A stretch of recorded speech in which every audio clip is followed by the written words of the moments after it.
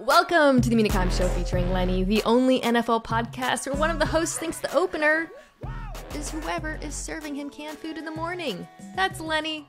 I'm Mina Kimes, and I am so glad we are on video now because you can see how funny my jokes are, how much Domonique Foxworth laughs in response to them. Domonique, welcome to the inaugural bi-weekly Tuesday edition featuring you and me and Lenny of the Mina Kimes Show. That's great. Featuring Lenny. So we're gonna need more Lenny in this show now that we're on video. Yeah. And also, you feed Lenny canned dog food? I feel like you would never feed Lenny canned dog food. Canned dog food is good dog food.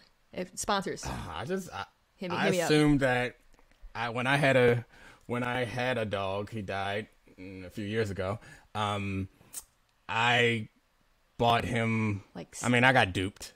And I got some fancy fresh meat delivered to my house every day. I figured you were dumb enough to get duped like me too, but I guess not. Lenny's 18 pounds. He doesn't need a T-bone steak every morning. I had an English bulldog named Cash. He would tear that food up. He was a sweet dog. R.I.P. Cash. So this is a little bit unusual because normally I'm doing a lot of housekeeping right now and kind of tell people what this is going to be like all season long. By the way, bi-weekly can either mean twice a week or every other week. Isn't that weird? When I double-checked it because I was like, it's the bi-weekly episode, right? And anyways, very strange and confusing, and someone in charge of the English language should get on top of that. Normally, we will be reacting to things, obviously. Monday Night Football, we're going to talk winners, losers. Obviously, there's nothing to react to now. So on today's show, we're going to preview the Thursday night game, the aforementioned opener, which I am extremely excited about. But before we get to that, I asked you just ahead of this weekend, ahead of the season, to pick an offense and defense that you're most intrigued by. Not the one you think is going to be the best, not the one you're predicting to go to the Super Bowl or whatever, just the one you really, we've been talking about all offseason, you really just want to see on the field after all of this offseason talk. So naturally, you sent me 4 instead of 2, which is just really setting a tone because I am also, and this is one last bit of housekeeping, really striving to keep this show from going as long as some of my offseason programs have gone. Sorry, we will stick close to the clock. I will shorten both of my topics. So you want to know who first, or do you want to go first? Why don't you go first? Hit me with the offenses or offense, up to you, that you really Miami and San Francisco. Miami and San Francisco. So which is interesting because there's obviously a lot of shared DNA there. Yeah. So let's start with Miami because that was actually my second choice when I was trying to pick what offense I wanted to see, and it's my second choice, or it's one that I'm particularly intrigued by because I think there's this assumption that Mike McDaniel, having been the run game coordinator for the San Francisco 49ers, we know what that offense looked like with him and Jimmy Garoppolo for the last few years, that he's just going to port it to Miami. But Domonique, the skill players, the personnel, everything in Miami is very different. So I don't quite know how it's all going to shake out. Yeah, I think the base principle of the Shanahan scheme, which goes all the way back to Mike, whom I played for, and we would practice against those offenses all the time. The base principle is zone running with play action off of it. And you put particular players in binds. You pick out players and you attack those players in the running game, and then you attack those same players, be it a linebacker or a safety or rarely a corner. They would do receivers over sometime, and against zone that would force the corner that have to be responsible for that backside tight end. And they would play action off of that or run and do a zone cutback and force that person to make a tackle. It's a long-winded answer to say that the Shanahan scheme is fundamentally based on zone blocking scheme. They've evolved some more running attacks out of it, but that is the core of it, and that goes everywhere well. The reason why I'm interested in it is the biggest problem with the offense last year was not the quarterback. And I know we're going to focus on Tua, and it matters. The biggest problem with the offense last year was the offensive line. And the zone blocking scheme with play action, presumably, because they have not fixed the offensive line with personnel. But you can make their job easier, which, there are very few rosters, which I guess we'll get to later some rosters that are closer to perfection, but there are no rosters that are perfect. Generally, what a good coach is going to do is try to protect the weaknesses on his roster in some way. And this is the exciting part of this team, is that this blocking scheme, if they're able to effectively zone block, because back when I was playing and before I was playing, those Broncos offensive lines were small and athletic. You could not, if you wanted, at the time, Jake Plummer was the quarterback. If you wanted Jake Plummer to just drop back and sit in the pocket, that wasn't going to work out because we just weren't built for that. And so it takes a lot of pressure off. It makes their job easier. If you play action, you don't have to step back and protect them. And if you're zone blocking, you don't always have to make your block the exact right way. Because the point of the zone blocking scheme is they open, every gap is a possible gap for the running back to run through. They're just waiting for you to overrun your gap or miss your gap somehow and make a big play out of it, which is why they have incredibly explosive, fast running backs. I think we're not talking about the Patriots, but I'm definitely gonna talk about them on episode later this week with, spoiler alert, Bill Simmons as a guest. And I'm sure you're fully aware that they've had a lot of trouble adjusting or evolving to a more zone-based run scheme, which I think sometimes when we think about zone scheme, you talked about how it can protect your offensive linemen, but your offensive linemen also have to be capable of executing it, and there's a certain stylistic attribute, which is partially what made the Patriots thing so confusing, because those are not, I mean, they drafted a lineman who I think makes sense for that. But, when I look at Miami, like, it makes sense in some ways, I think, that it would help, but I talked about this a little bit with Aaron Schatz, watching them in the preseason, granted without Teron Armstead, but all the other starters, they're still so bad, that offensive line.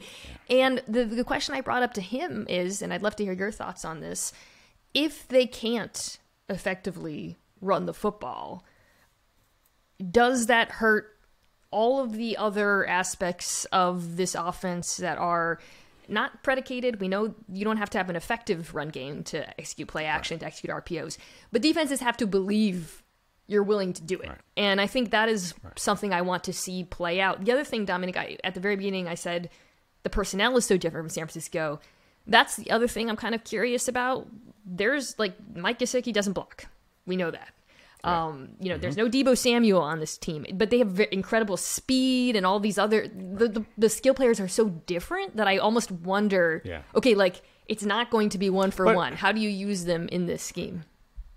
They're not different worse. No, they're just different. And I think that's an important distinction to make, is like, I'm not discouraged about the skill players at all. And I think Tyreek Hill is a close approximation of Deebo Samuel, and better in many ways. So, like, the matchup problems that Deebo Samuel creates is when you put him in the game, if he's outside, you have to guard him with a corner.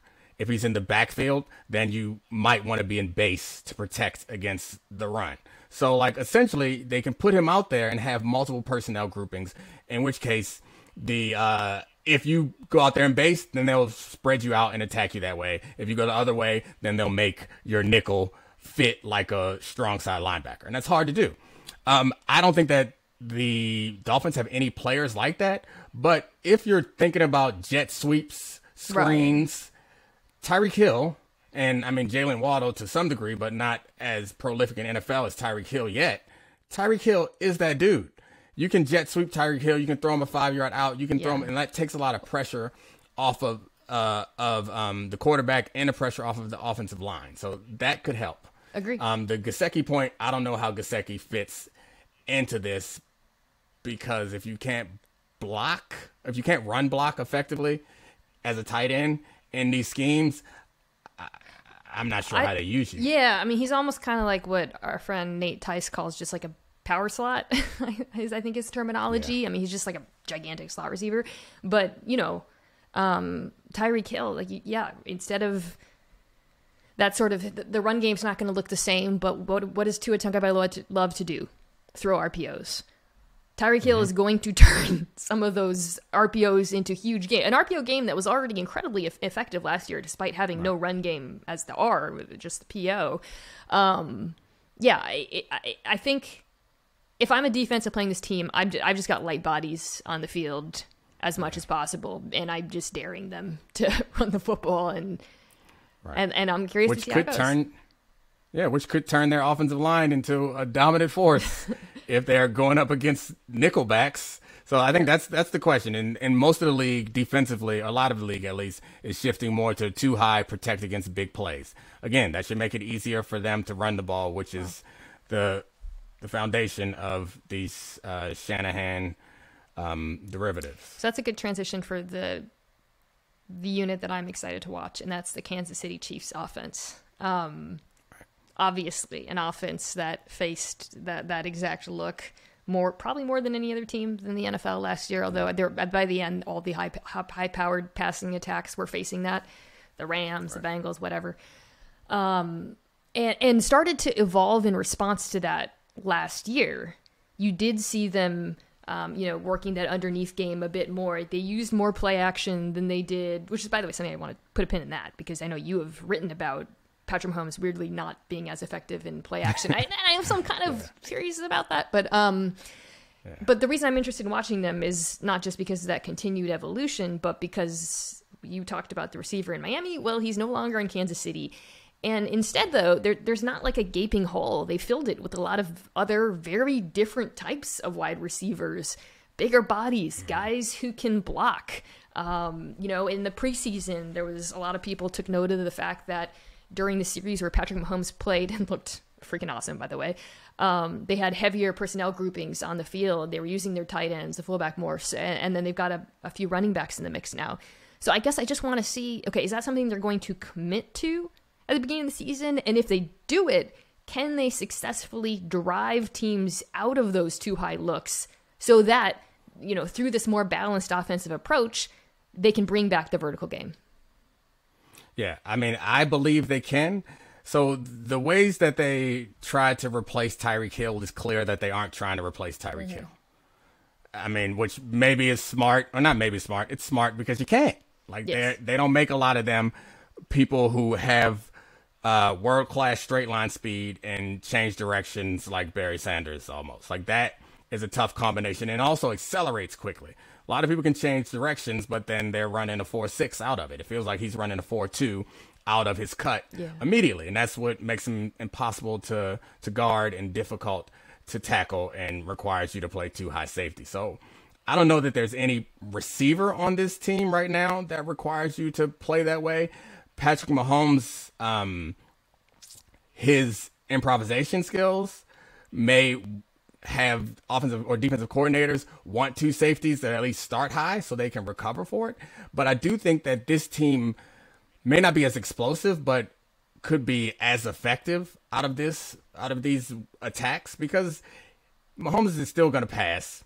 Andy Reid, we all know, he wants to throw the ball. And if you force bigger bodies onto the field that are less comfortable with dealing with scramble drill situations, and less comfortable dealing with Patrick Mahomes putting a dot right over your shoulder as cornerbacks would be or other safeties would be, I think that could create a problem for them. And with Juju in the slot, he's as good a blocking receiver as there is. If they do commit to the run, which is not an Andy Reid type of thing to do, they should be able to do that effectively. What a waste of an offensive line if they don't, though. I've just spun all the way around on this. I have completely rebuked my pocket protecting pass because I really was screaming at Patrick Mahomes to give the ball at the end of last season.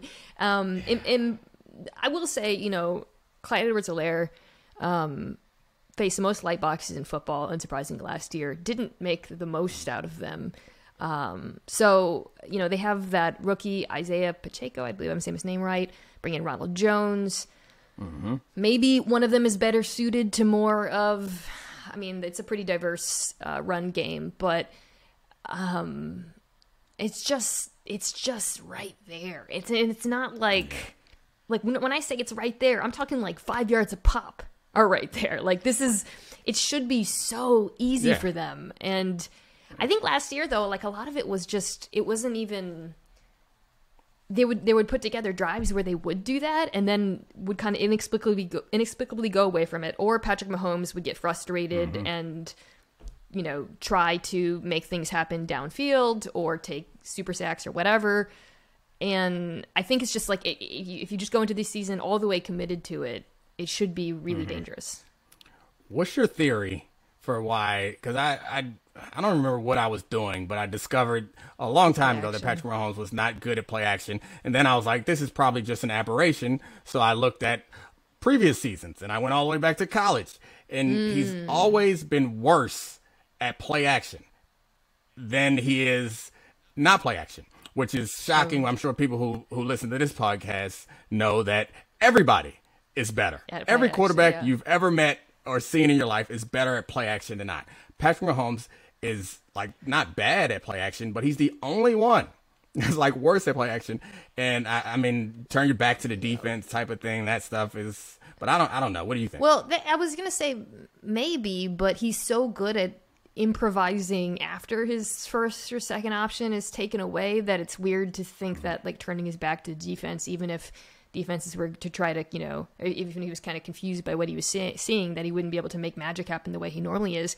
The fact that you said he dates back to college kind of throws a wrench into my theory, because I was thinking, but I mean, not necessarily. Well, I was thinking it might just be, the way defenses have played the Chiefs through the, like, granted it got extreme last year, but they're always facing, more sub packages than any team in the NFL. And I did wonder, I was thinking maybe, all right, some of those throwing lanes that are available to other quarterbacks coming off of play action might not be there. There might just be more bodies in that part of the field, especially since it seems like with play action, if you're trying to take shot plays downfield, which the Chiefs would be, or would have been, it might have just had to do with the looks that they were getting. But it goes back to what we were saying about the Dolphins, though, like this constant, like, okay, studies show that success in play action is not predicated on having an effective run game. However, every single defensive player in the NFL will tell you it is. And there's like something in between that I still don't really know. They have to believe it, obviously. Yeah. My best theory for Patrick Mahomes is the coaches that he played for are not play action coaches, right? Because even back to college is Texas Tech, right? Like it's the spread it out and air it out with Kingsbury, and it's not. I mean, that's my best argument. The Vic here in Philadelphia, didn't he use a fair amount of play action with Andy Reid? That's fair. But I don't know, man. That's fair. All right. Now you're probably right. Defense. So there's not enough time for my San Francisco. That's fine. A defense. You can choose San Francisco. That'd be a really boring choice. Yeah, I don't want to talk San Francisco for defense. I like the Ravens as the most interesting, or Philadelphia. I think the Ravens might actually be more interesting than Philadelphia. Philadelphia, I just want to see all these people on the field all the time doing everything. It's going to be great. But for the Ravens, it's life after Wink, where I've said, I caught myself once saying that Wink Martindale's scheme is a certain thing. Then I realized that it doesn't feel fair to call it a scheme because it's just blitz the shit out of people, no matter what. Did you watch the Giants in the preseason at all?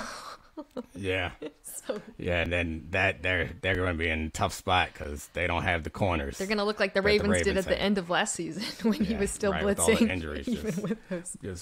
That is Wink's answer to everything. But anyway, he's gone now, so I assume that they're going to be a little bit more conservative. So it'll be nice to see, or be interesting to see what this defense turns into, because they still got bodies, they got players. We'll see if this makes them better or not better, but being healthy will help them a lot. I think it's so the new defensive coordinator, Mike McDonald, comes from Michigan. Different style from Martindale. I think from what people I know who watch a lot of Michigan football tell me, you're going to see a lot more quarters, maybe cover 7, simulated pressures. But what I find interesting about it is the way this defense is built. It should be an exceptional secondary, right? Yeah. The defensive tackles are very strong, and Travis Jones, they drafted this year, looks really good too. they do not have edge rushers. They got Odafe Owe, who might take a leap. Justin Houston, who, age guess, 36? Yeah. That's just off the top of my head. Could be totally wrong. That's not explosive age nothing anymore. Behind them. So, it's an interesting challenge, right, Dominique? Because, I mean, you're like, that's exactly the right way to build a defense. Focus on secondary. But, it is... Wouldn't the numbers suggest that that's right?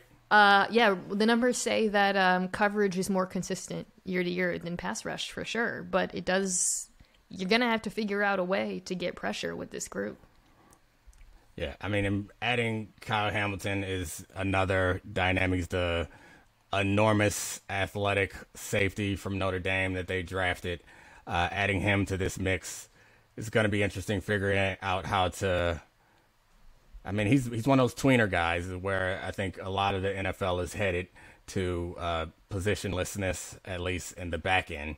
But this is a team that Wink Martindale would really like to coach, and that would perform well under Wink Martindale because they got a lot of people who can cover healthy now, and they do not have rush ends, so you want to blitz out of that. So we'll see how much they're going to change their strategy. I don't know that, quarters can turn into man for a number of different reasons. So it's not that much of a stretch to play quarters with man coverage guys. But if you have guys that can hold up in man coverage all game, there is really no reason not to stick them in it and deal with the consequences and give the quarterback hell. So, why build a team like this if you're not going to do that? Right. It seems like you should put your money elsewhere. So right. Yeah, well, and then they've got that... Or your capital in general. No, you're like, that this is the strength of your defense. Lean on them, And to that end, Kyle Hamilton is the third safety on this team. Blitz him, man. I saw him do it in college. He is a speeding bullet. He's great at it. So I would love that as a change-up because I think, the key with him is he had a bit of an up and down summer. I'm sure you saw some of the kind of low lights at times. And I think, he was asked to just play safety. And I think when he is in a better position where he is that third safety and can kind of be eased more into the coverage side of things, you can use him situationally like that in some really creative and interesting ways. It should be a top 10 group. Should be. Absolutely. But if one of those edge rushers goes down, it is. I mean, if the edge rushers don't go down, it's still, they aren't great edge rushers. But I think you and I have talked about this before. In general, you want to have something that you can lean on. That's how you're going to be good. If it's a play offensively that you're really good at, if it's we talk about the zone rushing attack, you want to have something that you can do that you can then build other wrinkles off of, or a group that you can put pressure on, particularly on defense. And the group that most offenses want to attack is the secondary. They have the good fortune of having a secondary that they also want you to attack. So they are built to really put the pressure on them and to attack. So I don't know what will happen with them. I think that those old habits die a little slowly, so they might still be an aggressive defense, which is probably for the best. Good news for them is they've got Joe Flacco week 1. Or maybe Zach Wilson. I saw he was practicing.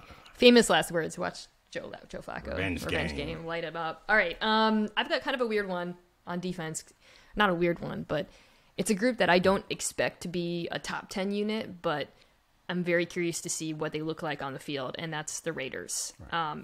This is purely schematic. Because I when I saw that, I knew exactly why. But anyway, okay, so for those who missed last season, quick recap. With Gus Bradley as defensive coordinator, the Raiders were a statistical aberration in every sense. The remaining holdout of the Pete Carroll cover 3 era, played more cover 3 than any defense in the NFL by a significant margin, blitzed less than any defense in the NFL. Gus Bradley is gone. In comes Patrick Graham in a lateral move from New York, who's been seen as kind of a head coach. He has been seen as a head coach candidate. And is going to do something different, undoubtedly. So I was thinking back to, okay, well, what have we seen from Graham so far, whether in New England or the Giants, and the truth is, like, Domonique, and for me, I was just thinking back to, his first year in New York. I was really impressed by him and some of the adjustments he made with a fairly lackluster group of players. What he was able to get out of Leonard Williams, for example, or, some of the DBs that year. And then last year, really the talent, I think, hit, and he was kind of like Trish trying to survive out there, trying to do whatever they could just to, gin up something of a pass rush or whatever. But he comes to Vegas, and they actually have a lot more talent than he's had to work with thus far in his career. You have Max Crosby, Chandler Jones. Yes. Chandler Jones isn't peak Chandler Jones, but that is a very good pair of edge rushers. And then Didn't Chandler Jones had like 5 sacks in week 1 last year, or was that 2 years yeah, ago? no, it was last year against Tennessee, and then he had less than that the rest of the season. It's one of those things where you got to dig into the stats. And then but then this secondary, so they trade. I actually really liked this trade after bringing in Chandler Jones, Yannick Ngakoue for Rakia Sin, rare player. What Rakia Sin can do that the previous administration did not do is play man coverage. And then you've got Nate Hobbs, who was in the slot last year, was good. He's going to be playing outside, I believe. You have Trevon Merrick, who is a good free safety. And then you have Jonathan Abram, who really can only play box safety. So it presents a unique challenge, which is, okay, we don't want to, I'm sure it's not going to be just that same simplistic cover 3, but there are some personnel limitations still. The reason I'm interested in is this is a defensive coordinator who has had success working with those kinds of limitations in the past. Yeah, Jonathan Abram, the box safety is also the coverage safety. Actually, as surprising as this may be to you, had started a few games at strong safety in Denver. And it worked in part because I was fine in coverage, and Jonathan, not nearly as physical in the run game, obviously, but you take what you can. Jonathan Abram is the opposite, which I think in the modern NFL is painful. Tough for you to deal with. Is particularly when you can't win in this league if you only play zone. You're going to have to play man at some point. These quarterbacks are too good. These offenses are too good. And I mean, cover 4, like I mentioned, can turn into a little bit tighter man-like coverage. But cover 3, it can't. And so they're going to have to figure out a way to play some cover 4, play some man, and be able to mix it up. And if you have a guy in the middle of your formation and Jonathan Abram that is going to be attacked, I don't know where they're going to put him. They better get some pressure, because the tight ends that he's going to have to deal with, the potential slot receivers that he's going to have to deal with, it's going to be a challenge. So I don't know if they blitz him a bunch, how they figure it out. So I agree with you. This is an interesting group that could be in for some growing pains, particularly in that group of death that they have over there in the AFC. Well, and so that's the other, I think, piece of this. The one lesson you should have as a Raiders fan from last season is you cannot play cover 3 against Patrick Mahomes. Sweet Jesus, never again. And this is a division where you are going to have to play too high. That is what they're,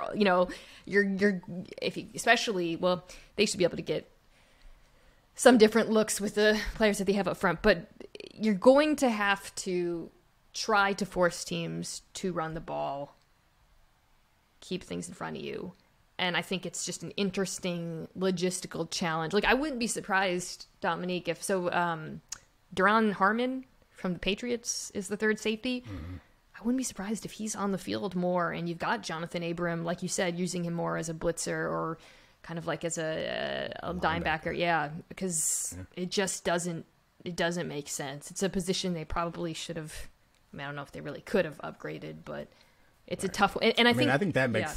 Well, I was just saying, this division, it's we're trying to pick, who's going to come out of it, who can survive it, and as good as I think this offense is going to be, if they can't figure this out, it won't matter. Yeah, I think the best answer is to put him in more as a linebacker, and I think he is probably physical enough to play that sort of situation, but the tough thing is when you put a safety in that linebacker, like I think Kyle Hamilton, the guy we just talked about, is someone who you could do that with. The benefit of that is that you have a safety in there for passing situations.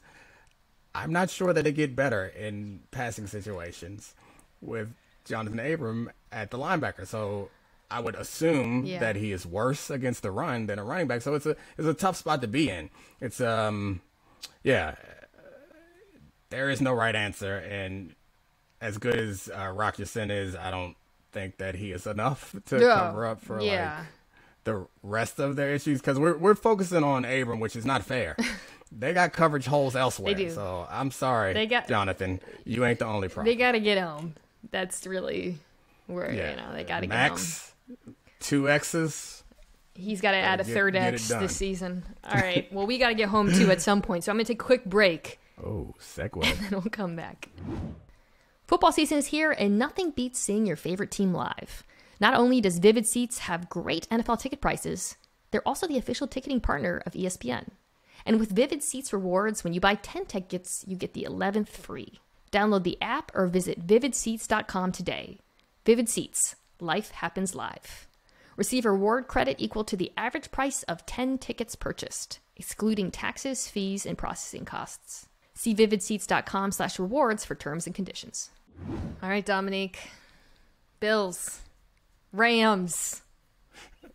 Let's start treetops. Bills are favored. Last I saw was like 2.5 or something. Does that surprise you at all, or do you think that's appropriate? No, I think that's right. I think the Bills haven't gotten any worse. Maybe they've gotten better than they were talent-wise last year. I guess losing their offensive coordinator, Brian Daboll, who's now the head coach of the Giants, is the biggest question mark, with Ken Dorsey stepping in to take over. But with the quarterback with the experience that Josh Allen has, I'm not as concerned about that. There are much bigger questions for me on the Rams side. So I think the Bills should be the favorite. I mean, they're doing new things. Let's start there. What's your biggest question about the Rams? Well, I mean, the health of their quarterback is the number one question. Is Matthew Stafford hasn't thrown the ball this preseason very much in practice because he got a bad elbow. He also has like a career that has been up and down. Last year was up. But you could pick out some plays that had they gone differently, like the interception he tried to throw in the NFC Championship game, that we would consider it a down year. They don't have the complement to Cooper Kupp that they had at many times through last season. We'll see what Robinson does. Like, he's talented, but it's not the same situation. They're without Von Miller, who I know is not Von Miller of his prime, but a pass rusher nonetheless. So this team has holes to fill and potentially some hangover potential. The cap is real. Well, let's start with Stafford in that offense, because, all the language coming out, not initially, when I think everyone got freaked out when Sean McVay said baseball type injury, which are words you never want to hear talking about a quarterback. But since then, they've said he's fine. He's fine. He's certainly fine for this game. Obviously, it's week 1. But I think what I'm curious about is last year, so much the offense depended on Matt Stafford to basically throw them out of trouble. They did not have an effective and consistent running game. The offense looked very different from the Sean McVay offenses of old, right? More empty, more drop back, all of that. But what that means is, they were counting on their offensive line to protect Stafford, which, by the way, the offensive line was spectacular last year. And then they were counting on Matthew Stafford to make crazy throws. And, obviously the wide receivers are terrific as well. And I think that's where I get a little bit worried, is if that's the same formula this year, there's the injury, which is, I don't want Matthew Stafford throwing 1 million times, a game or whatever. And I also don't want an offensive line with 2 new starters being leaned on super heavily at the jump. Joe Noteboom at left tackle is experienced. He is good. They paid him, but he's not Andrew Whitworth, man. Like, I don't know if people quite appreciate how good this line was last year. Top 3 in both pass and run block win rate. I think, actually, I just said that without even... Sounds good. Run with it. Feels right. Okay, no. First in pass block, 12th in run block. Well, I did talk about the run game, but... And I think, it's going to be very challenging going up against a Bills pass rush that, adds Von Miller to a group that was already really, really good. They didn't bring down quarterbacks at a high rate, but they have many good young players who will now benefit from the presence of Von Miller. I thought Ed Oliver was really good at the end of the season. They bring in Tim Settle, Daquan Jones. The hope I would have for the Rams, if I was a member of the Ramley, is that the line can hold up long enough for them to attack the cornerbacks, because Domonique, that is a problem in Buffalo.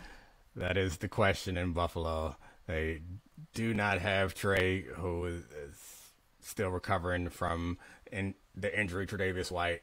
I like how you just called him Trey, like he's your friend. Yeah, I mean, it's a cornerback thing. We can. Okay. I mean, you know how you and D tackles do. It's just we are already Daquan, acquainted. Yeah. So I mean, that's the weakness of this team. That they can potentially attack. This is another team that I think would love to stay in a softer cover 3 all game and try to take the pressure off of their cornerbacks. If they can get pressure, that works. We're talking about the Bills now. If they can get pressure, that will work. That'll be just fine. But attacking on the outside with a bad elbow, I guess this is not an injury that it feels to me like it's an injury that could get worse as the season goes along, and it may not be bad off the top, but you're asking Stafford to attack the widest parts of the field. Yeah.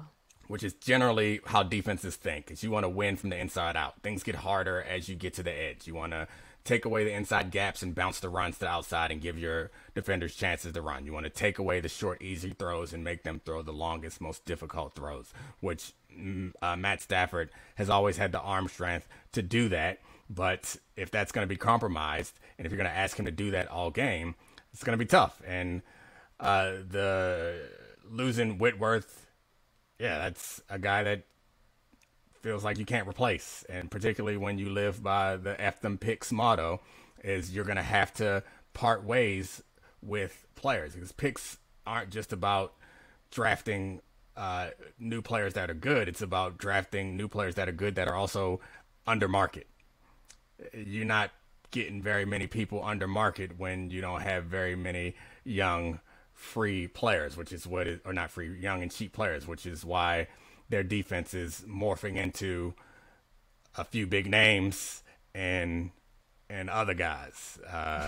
And we'll see, because the offense can normally decide who to attack, and they're not going to attack Ramsey. They're not going to attack Wagner. They're not going to attack Aaron Donald.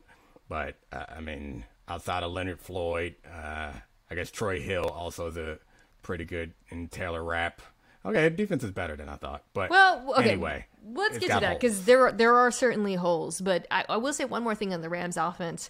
I am very excited to see what Allen Robinson looks like, because he's coming off of, his worst year, and all summer long, it's been just sunshine and daisies at a Rams camp. This guy, holy smokes, he can do it all.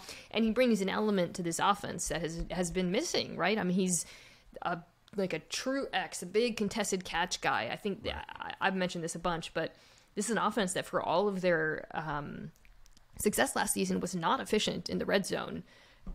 Allen Robinson could hypothetically solve that problem in the red zone for them, and I think, again, like when you're going up against a Bills secondary that has one of the best, if not the best safety duos in the league, but is extremely weak at linebacker. Well, they have Taron Johnson, who's good in the slot, but on the outside, a guy like Allen Robinson could be the difference in this game for Los Angeles. He's going to have to be, actually. Let me rephrase that. Probably, right? Because that is you talk about hunting weaknesses. That is the glaring weakness right now. I mean, Kyrie Elam looked okay in the preseason. I saw, there were some reps where I thought he looked pretty sticky and physical like he did in college, but he's the rookie. And he, Matthew Stafford to Allen Robinson first, like that's daunting. So it's just all about time. they just need to buy time for Stafford to go hunting. I mean, they aren't going to be bad unless Stafford's elbow is really messed up. But if we're talking about taking down the Bills in week 1, who like whatever psychic value is attached to like being on some sort of like make things right revenge tour that the Bills should feel like they're on, because they certainly could have won the Super Bowl last year, and the Rams are on the opposite type of tour. It's like if you can attribute any psychic value to that mental edge is definitely on the Bills side, that we got something to prove, as opposed to this team is like, we proved it. We're good. Yeah. Well, all right. You talked about some of the holes that the Rams have on defense. I think the two biggest ones being edge rusher. Although the pass rush was actually pretty good before they traded for Von Miller, but you are counting on Justin Hollins, 5th round, opposite Leonard Floyd. Yeah. Right.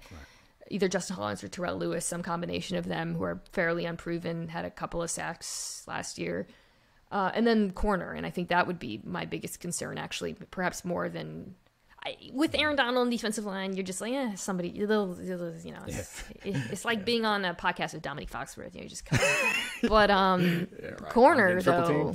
it's just double Lenny. Okay. But corner, though, that's a problem. That's a problem because you mentioned Troy Hill. He was good in Los Angeles. He was not good last year, man. And then David Long Jr., he was benched last year. Like, they didn't, he's the 3rd-round draft pick. And as much as Jalen Ramsey, the way they use him can really, it's very, like, they can use it to sort of dictate what they see on offense in some ways. In Cleveland, Troy Hill was good. And I guess I give some latitude to corners because I'm a biased person. And if you've shown the ability to do it, I do not assume that you can do it all the time, but I assume that it's in there. And I guess that's where the confidence comes, or why I named him as somebody that you could have some faith and trust in. But you're right. He wasn't. I was surprised when they picked him up last year, just because I thought he was good. Like, you don't let good players leave, and he was not himself, or he was not very good last year. But I still have hope. What's that? Oh no, yeah, no, you still have hope. Sorry. No, I have hope that he can be effective. So I can't say that about Long, and if Aaron Donald's not getting in the backfield, there is nobody who is safe out there on the edge, including Jalen Ramsey. So they're going to move him around and find ways for him to impact the game, which is a nice thing to do for a dynamic player like him, who's a corner who you could, in the olden days, you could take a corner out of the game just by not throwing to him. And that neutralizes that best player. But now they'll put Ramsey in the slot, put him at safety, put him wherever they need to put him so he can have an impact on the game. So we'll figure out if Bobby Wagner's addition makes a big deal. I think that's going to help a lot against San Francisco. Yes. He's one of the few linebackers who does not get duped by play action all that often. So that's been a hurdle that they have not been able to clear, even though they won the Super Bowl. They really don't got nothing for Kyle Shanahan and the 49ers. So we'll see how it all pans out. But this team is much holier, I think, than the Bills. Holier in the bad sense, not in the sacred sense. I don't know about their prayers or whatever. Well, they want Super Bowl, so the guy is smiling on them. But I think just having been around them a little bit, they do want Bobby Wagner and Ernest Jones on the field together a lot. They think now it's a strength of the team. And you remember they were blitzing Jones a lot at the end last year with great success. However, this isn't the game. Like, this is the game where you want DBs on the field. This is a team that played a ton of dime last year, 3rd most in the NFL. I think you're going to see a lot of dime in this particular game. I think it's kind of goes back to the Chiefs combo. They're going to dare Buffalo to run because, you talk about Jalen Ramsey and his deployment. It's not just Stephon Diggs out there. Gabe Davis is a nightmare. A little bit of recency bias at play, but holy smokes, that recency bias. And I just think, if you're the Rams and you're kind of picking your poison, and this is a team that did play a ton of zone last year and is perfectly content to do that and just occasionally throw in a 5-man pressure. I think you're going to sit back and try to make Josh Allen work underneath and hope he makes mistakes. Yeah, I mean, didn't the Bills, I don't know if they were number one in the league, but they probably had to be in like 10 personnel. So they are going to force at least one of those linebackers to the bench at some point if they continue to live that way. Because as good as Bobby Wagner is, you don't want him lined up against a slot receiver. That's just not a good matchup. That's what's interesting, though, right? You can I don't want to say you can copy paste what I said about the Chiefs because it's not the same. They still have very good wide receivers, but I do think this is a Bills team that last year at the end of the season we did see with Brian Daboll start run the football a little bit more, using the tight end a bit more, and I would be curious to see if that continues.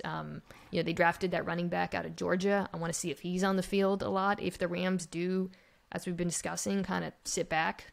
I don't know. I'll be curious. I think they added that dynamic, which is helpful for them. It's like they have flexibility now, the Bills, that is. Yes. Because that was not something they were doing early in the season.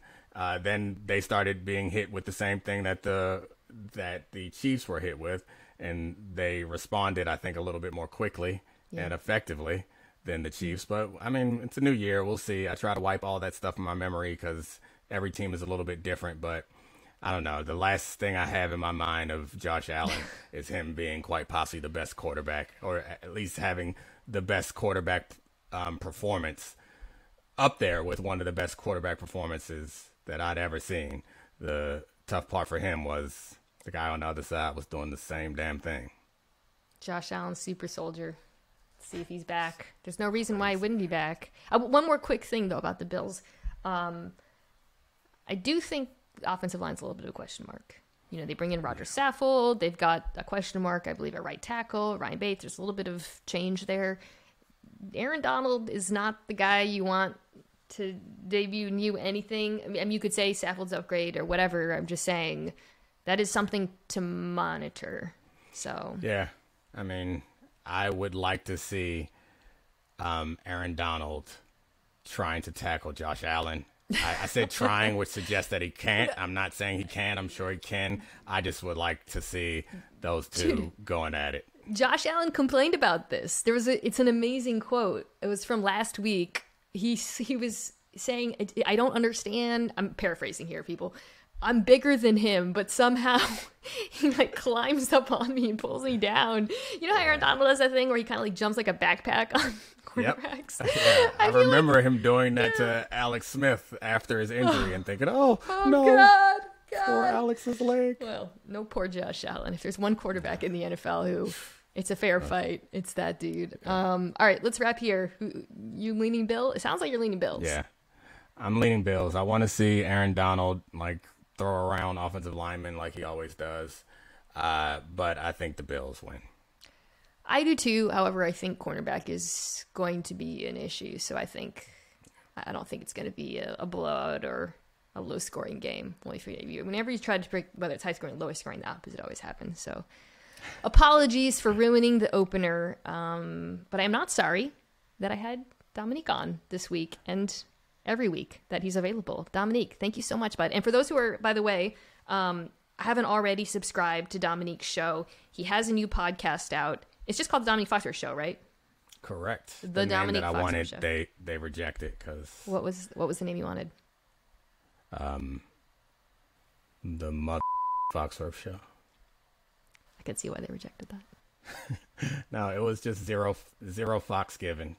Do you remember the zero Fox given? That's really good. Right? Do you remember the name I came up with for the morning roast, our old radio show that was rejected? No, what was it? Because it was you, me, and Clinton Yates color commentary. It's a great name. That's an outstanding name. I don't remember that one. I remember a bunch of bad ideas from Clinton, though. All right. Well, tune in. Dominique's it's coming out twice a week. Yeah. Yeah.